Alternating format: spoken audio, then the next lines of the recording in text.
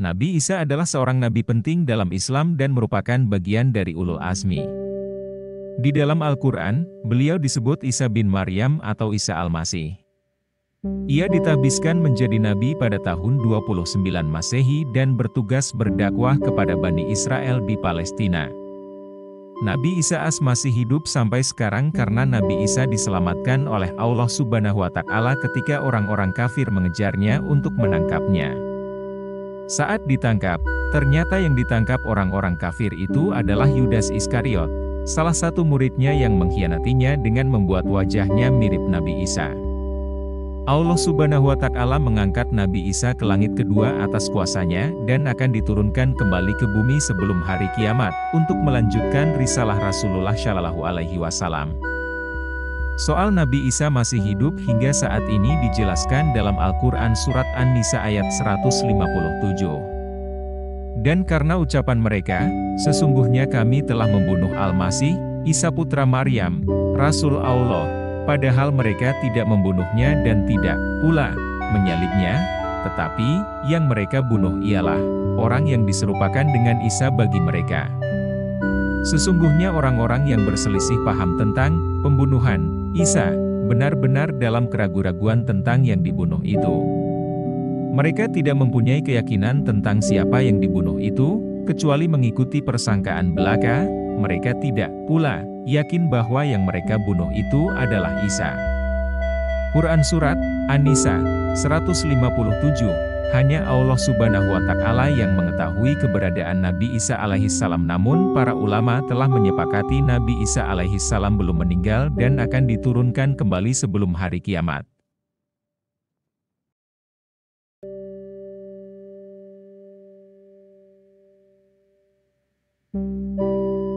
Dua, Nabi Ilyas alaihissalam. Nabi Ilyas sedang beristirahat ketika datang malaikat Israel. Dia mendatangi Nabi Ilyas untuk mencabut ruhnya Nabi Ilyas.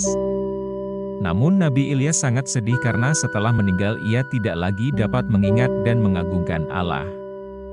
Rupanya, keluhan ini didengar oleh Allah Subhanahu wa Ta'ala sebagai doa, sehingga permintaan Nabi Ilyas untuk terus hidup dan mengingatnya hingga hari akhir dikabulkan.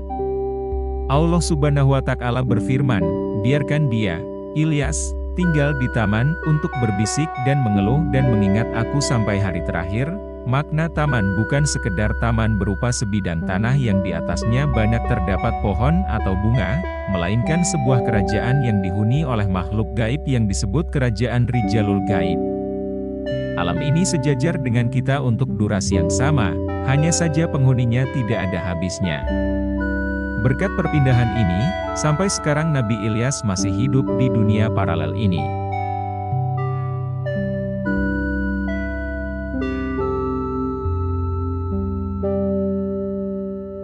Tiga, Nabi Khidir alaihissalam. Nabi yang bernama asli Balya bin Malkan ini merupakan Perdana Menteri di negeri Babilonia, yang saat itu dipimpin oleh Sultan Iskandar. Sewaktu Sultan Iskandar wafat, Balya diangkat menjadi nabi sekaligus pemimpin roda pemerintah di sana. Sejak saat itu, ia dijuluki Nabi Khidir. Dalam kenabiannya, Nabi Khidir mendiami alam yang berbeda dan bertugas untuk memelihara lautan dan samudera. Hingga kini, Nabi Khidir masih hidup di alam itu, seperti Nabi Ilyas, sebagai penghulu para wali Allah.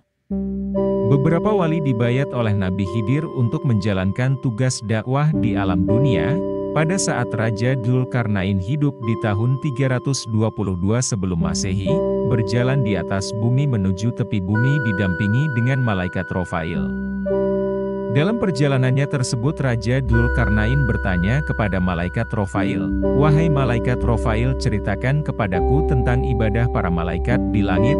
Malaikat Rofail berkata, "Ibadah para malaikat di langit di antaranya ada yang berdiri tidak mengangkat kepalanya selama-lamanya, dan ada pula yang rukuk tidak mengangkat kepala selama-lamanya." Kemudian Raja berkata, "Alangkah senangnya seandainya aku hidup bertahun-tahun dalam beribadah kepada Allah." Lalu malaikat Rofail berkata, "Sesungguhnya Allah telah menciptakan sumber air bumi, namanya Ainul Hayat, yang berarti sumber air hidup. Maka barang siapa yang meminumnya seteguk, maka tidak akan mati sampai hari kiamat atau sehingga ia mohon kepada Allah agar supaya dimatikan. Kemudiannya raja bertanya kepada malaikat Rofail, apakah kau tahu tempat Ainun Hayat itu? Malaikat Rofail menjawab, bahwa sesungguhnya Ainun Hayat itu berada di bumi yang gelap. Setelah raja mendengar keterangan dari malaikat Rofail tentang Ainul Hayat, maka raja segera mengumpulkan alim ulama pada zaman itu, dan raja bertanya kepada mereka tentang Ainul Hayat itu, tetapi mereka menjawab, kita tidak tahu kabarnya. Namun seorang yang alim di antara mereka menjawab, sesungguhnya aku pernah membaca di dalam wasiat Nabi Adam alaihissalam, beliau berkata bahwa sesungguhnya Allah meletakkan Ainul Hayat di bumi yang gelap. Di manakah tempat bumi gelap itu? Tanya raja. Seorang yang alim menjawab, di tempat keluarnya matahari. Kemudian raja bersiap-siap untuk mendatangi tempat itu, lalu raja bertanya kepada sahabatnya, kuda apa yang sangat tajam penglihatannya di waktu gelap? Para sahabat menjawab, kuda betina yang perawan. Kemudian raja mengumpulkan 1000 ekor kuda betina yang perawan-perawan, lalu raja memilih-milih di antara tentaranya, sebanyak 6.000 orang dipilih yang cendekiawan dan yang ahli mencambuk. Di antara mereka adalah Nabi Khidir alaihissalam, bahkan beliau menjabat sebagai Perdana Menteri. Kemudian berjalanlah mereka dan Nabi Khidir alaihissalam berjalan di depan pasukannya dan mereka jumpai dalam perjalanan, bahwa tempat keluarnya matahari itu tepat pada arah kiblat. Kemudian mereka tidak berhenti-henti menempuh perjalanan dalam waktu 12 tahun, sehingga sampai di tepi bumi yang gelap itu, ternyata gelapnya itu memancar seperti asap, bukan seperti gelapnya waktu malam.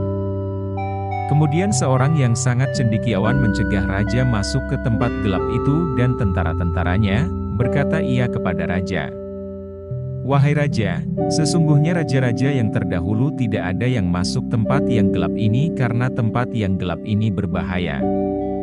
Lalu raja berkata, kita harus memasukinya, tidak boleh tidak. Kemudian ketika raja hendak masuk, maka mereka semua membiarkannya. Kemudian raja berkata kepada pasukannya, diamlah, tunggulah kalian di tempat ini selama 12 tahun, jika aku bisa datang pada kalian dalam masa 12 tahun itu, maka kedatanganku dan menunggu kalian termasuk baik, dan jika aku tidak datang sampai 12 tahun, maka pulanglah kembali ke negeri kalian. Kemudian raja bertanya kepada malaikat Rofail, apabila kita melewati tempat yang gelap ini, apakah kita dapat melihat kawan-kawan kita? Tidak bisa kelihatan, jawab malaikat Rofail, akan tetapi aku memberimu sebuah merjan atau mutiara, jika merjan itu ke atas bumi, maka mutiara tersebut dapat menjerit dengan suara yang keras. Dengan demikian maka kawan-kawan kalian yang tersesat jalan dapat kembali kepada kalian. Kemudian Raja Iskandar Dzulqurnain masuk ke tempat yang gelap itu bersama sekelompok pasukannya. Mereka berjalan di tempat yang gelap itu selama 18 hari tidak pernah melihat matahari dan bulan, tidak pernah melihat malam dan siang, tidak pernah melihat burung dan binatang liar. Sedangkan Raja berjalan dengan didampingi oleh Nabi Khidir alaihissalam. Di saat mereka berjalan, maka Allah Subhanahu wa Ta'ala memberi wahyu ke abdan Nabi Khidir alaihissalam, bahwa sesungguhnya Ainul Hayat itu berada di sebelah kanan jurang dan Ainul Hayat ini aku khususkan untuk kamu. Setelah Nabi Khidir menerima wahyu tersebut, kemudian beliau berkata kepada sahabat-sahabatnya, berhentilah kalian di tempat kalian masing-masing dan janganlah kalian meninggalkan tempat kalian sehingga aku datang kepada kalian. Kemudian beliau berjalan menuju ke sebelah kanan jurang, maka didapatilah oleh beliau sebuah Ainul Hayat yang dicarinya itu. Kemudian Nabi Khidir alaihissalam turun dari kudanya dan beliau langsung melepas pakaiannya dan turun ke Ainul Hayat, sumber air kehidupan tersebut, dan beliau terus mandi dan minum sumber air kehidupan tersebut, maka dirasakan oleh beliau airnya lebih manis daripada madu. Setelah beliau mandi dan minum Ainul Hayat tersebut, kemudian beliau keluar dari tempat Ainul Hayat itu terus menemui Raja Iskandar Dzulqarnain. Sedangkan Raja tidak tahu apa yang sedang terjadi pada Nabi Khidir alaihissalam, tentang melihat Ainul Hayat dan mandi, menurut riwayat yang diceritakan oleh Wahab bin Munabbah. Dia berkata, bahwa Nabi Khidir adalah anak dari bibi Raja Iskandar Dzulkarnain.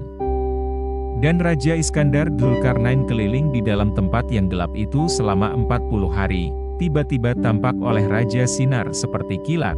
Maka terlihat oleh Raja, bumi yang berpasir merah dan terdengar oleh Raja suara gemercik di bawah kaki kuda. Kemudian Raja bertanya kepada malaikat Rofail, gemercik ini adalah suara benda apabila seseorang mengambilnya, niscaya ia akan menyesal dan apabila tidak mengambilnya, niscaya ia akan menyesal juga. Kemudian di antara pasukan ada yang membawanya namun sedikit, setelah mereka keluar dari tempat yang gelap itu, ternyata bahwa benda tersebut adalah yakut yang berwarna merah dan jamrud yang berwarna hijau.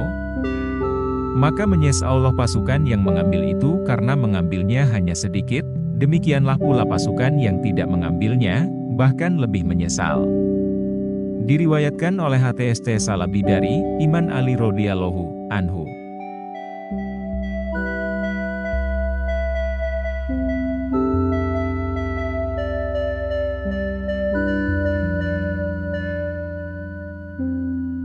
Nabi Idris alaihissalam. Idris alaihissalam adalah nabi yang lahir di Babilonia.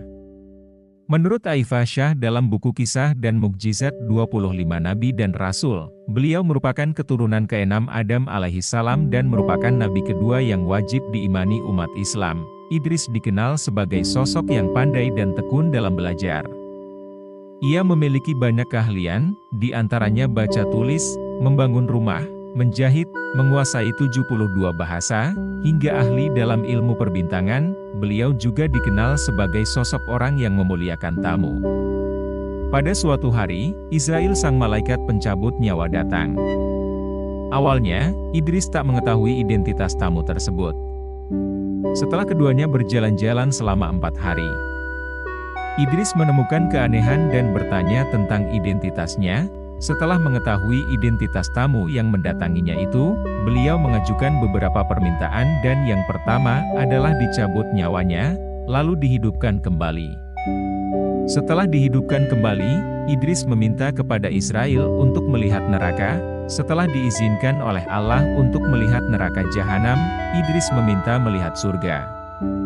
Namun setelah permintaan ketiga itu dikabulkan dan diajak Israil kembali, Idris mengaku sandalnya tertinggal di surga. Idris yang nyaman berada di dalam surga ternyata enggan untuk keluar. Atas izin Allah, Israil kemudian meninggalkannya di surga dan hiduplah Idris di sana.